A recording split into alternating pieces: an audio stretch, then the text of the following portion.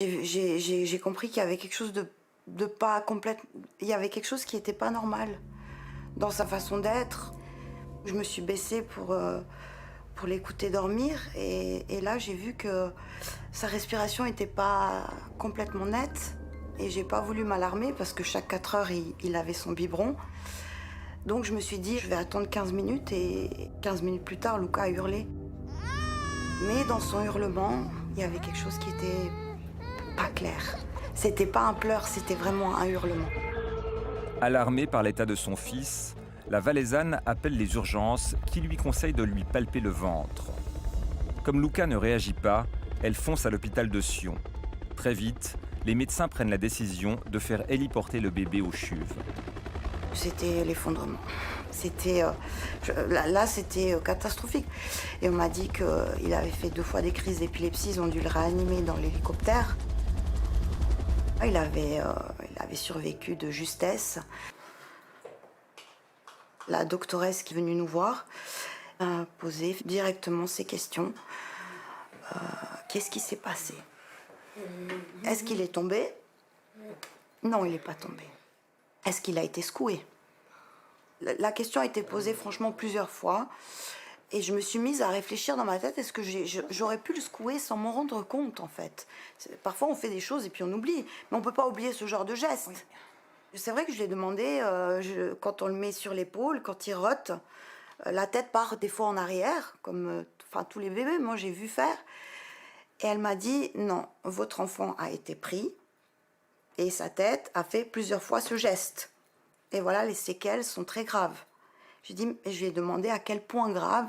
Elle m'a dit, ou ça sera un légume, ou il va mourir. Dans le cerveau de Luca, il n'y avait pas une partie qui n'était pas touchée, qui a été épargnée. Tout était touché. Tout le système qui dirige les principaux, pour marcher, pour tout avait été touché, violemment.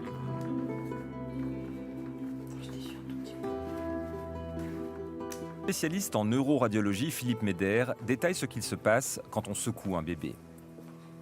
Comme le bébé n'a pas une musculature qui est forte comme un adulte, eh bien, sa tête va osciller d'avant en arrière. Ceci va provoquer des lésions du cerveau et aussi parfois de la jonction entre le cerveau et la moelle épinière.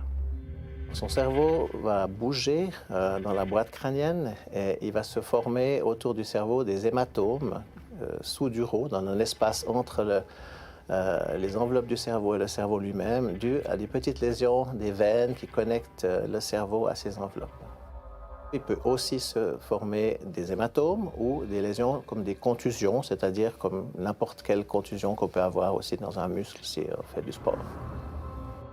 Il y a aussi des hémorragies au fond d'œil, donc sur la rétine.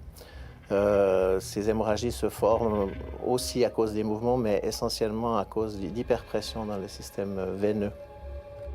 Dans le langage médical, les hématomes sous-duraux, additionnés aux hémorragies rétiniennes et aux lésions du cerveau, forment ce que l'on appelle la triade, signe hautement suspect que le bébé a été secoué. Et qu'est-ce qui se passe dans un cerveau qui a saigné? Il y a plusieurs mécanismes. L'hémorragie dans le cerveau lui-même va provoquer des lésions, des connexions dans le cerveau, va détruire le tissu cérébral. En même temps, le cerveau est constitué aussi de beaucoup de fibres qui connectent différents endroits entre eux. Et ces fibres sont particulièrement sensibles à ces lésions d'accélération, de rotation. Et on a des lésions qui sont difficiles à voir, mais qui peuvent avoir des importantes implications pour le fonctionnement du cerveau futur. Luca, il est dans une chaise roulante.